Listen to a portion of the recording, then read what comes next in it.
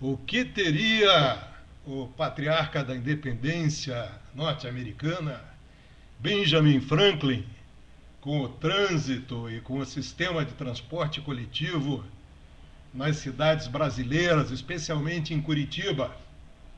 Benjamin Franklin escreveu em 1729 um pequeno livro, na verdade um panfleto, bem antes da independência americana, em que ele ensinava passo a passo como livrar as colônias norte-americanas da agiotagem dos ingleses. Explicava passo a passo que nação nenhuma precisaria pedir dinheiro emprestado a outras nações para desenvolver a sua economia. E acontece que o sistema viário de Curitiba, por exemplo, as últimas grandes intervenções na cidade de Curitiba foram feitas ainda no tempo do governo dos militares com dinheiro emprestado. A chamada Avenida das Torres, o anel central de trânsito lento, as vias rápidas, foram feitas com dólar trazido de fora, naquela época com spread, com juros variáveis, porque os militares foram temerários o bastante para emprestar dinheiro com juro flutuante, coisa que nós estamos pagando até hoje. Quando terminou o regime militar e vieram os civis foram mais espertos, passaram para o Copom, que faz parte do governo, a tarefa de aumentar os juros com que ele próprio, o governo, vai pagar o dinheiro emprestado. Parece quase uma brincadeira, quase uma piada. É como se eu tomasse dinheiro emprestado e depois eu mesmo aumentasse o juro com que eu vou pagar o dinheiro de volta. Mas é assim que funciona no Banco Central, é assim que funciona no Copom, é assim que funciona no governo brasileiro. O fato é que as cidades brasileiras estão precisando de intervenções de grande porte, intervenções caras, para que o trânsito volte a fluir adequadamente, e isso só pode ser feito na medida em que se diminua o juro. A presidente Dilma diminuiu em 0,5 ponto percentual o juro. Nós pagamos os juros mais altos e mais caros do mundo, sem nenhuma explicação plausível, né? A presidente diminuiu 0,5 ponto, esse 0,5 pontinho que ela diminuiu já deixou bilhões em caixa para ela gastar naquilo que é certo, governando, fazendo pelo povo brasileiro, né? Então, nós precisamos primeiro de intervenções de grande porte que dependem de dinheiro federal, uma vez que a maioria dos tributos no Brasil estão concentrados no governo da República e estão sendo gastos com pagamento dos juros e dos encargos da dívida pública. Em segundo lugar, o sistema de transporte coletivo.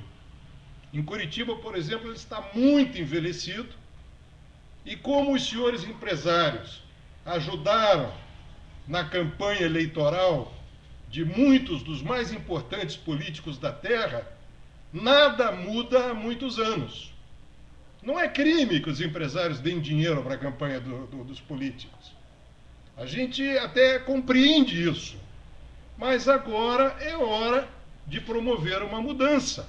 Esses empresários trabalharam longos anos, merecem respeito, ninguém quer hostilizá-los, muito pelo contrário, nós queremos que eles participem dessa solução, mas a verdade é que Curitiba, assim como outras cidades brasileiras, precisa, no mínimo, de um trem de superfície, de um monotrilho, enfim, de alguma alternativa de transporte coletivo confortável o bastante para que as pessoas deixem os seus automóveis em casa.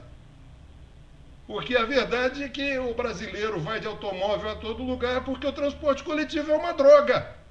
O transporte coletivo só é bom para quem não usa.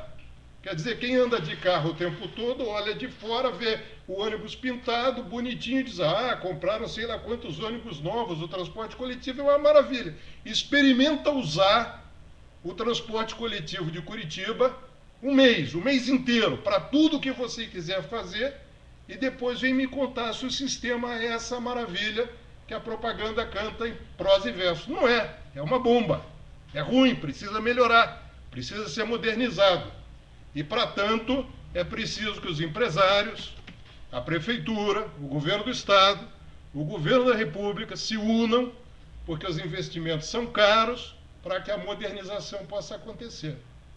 Por último, nós precisamos entender que as cidades brasileiras incharam muito nos últimos anos. Quem chega a Curitiba de avião, por exemplo, vê nitidamente uma diferença brutal entre o padrão construtivo da capital, que é de primeira, uma cidade bonita, bem construída, com ruas amplas, bem pavimentadas, e a região metropolitana, as cidadezinhas em torno, que já estão num processo de conurbação com a cidade, já estão se fundindo com a cidade de Curitiba, e que são majoritariamente constituídas por barracos, por favelas, né? De modo que é preciso que o governo federal trabalhe numa política pública, junto com o Congresso Nacional, para que haja emprego qualificado, emprego bem pago fora da cidade grande. Esse povo veio todo para a cidade, expulso do campo, na esperança de conseguir trabalho, não conseguiu trabalho, está na origem do crime, inclusive, essa miséria toda. É preciso que o governo federal se debruce sobre isso e dê uma solução na forma de uma política industrial. O Paraná fez grandes coisas em matéria de política agroindustrial e é uma boa referência sobre a qual o governo federal pode se debruçar. Eu queria ainda lembrar a vocês que esse trabalho do Benjamin Franklin se chama Modesto Estudo sobre a origem e a necessidade do papel moeda. Ele está disponível na internet, está disponível nos sebos também. Lá está explicado, tintim por tintim, por que ninguém precisa ficar na mão de agiota. E como é que um país livre e soberano faz para não ficar pegando papel, dinheiro emprestado e pagando juro à toa. Muito obrigado pela atenção de todos vocês. Desculpem aí, tá? Não, agora tem que falar